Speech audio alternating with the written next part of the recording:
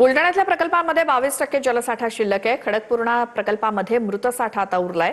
जून महिना अर्धा संपला तरी देखील जिल्ह्यात दमदार पाऊस नाही। भविष्यात भीषण पाणी टंचाईची शक्यता आहे।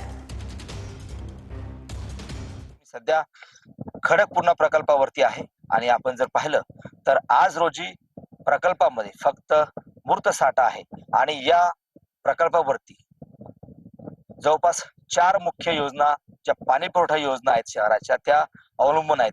त्यामध्ये जाफराबाद असेल, देऊळगाव राज्य असेल, सिंदखेड राज्य असेल आणि आता बुलढाणा नगरपालिका सुद्धा याच प्रकल्पावरती अवलंबून आहे। सोबतच जवळपास 51-52 जी खेडी आहेत त्या खेड्यांचा सुद्धा पाणी पुरवठा याच प्रकल्पातून केला जातो। मात्र येत्या काही दिवसामध्ये जर का दमदार पाऊस झाला नाही आणि जर का हा प्रकल्प भरला नाही तर भविष्यामध्ये मोठ्या पाणी टंचाईचा सामना या प्रकल्पावरती अवलंबून असलेल्या पाणी पुरवठा योजनेला करावा लागू शकतो। कमीत कमी तरी आपल्याला अजून अंदाजे 8-9 महिने पाणी आपल्याला पुरू शकतो जर नियोजन आपण पद्धतशीर केलं तर।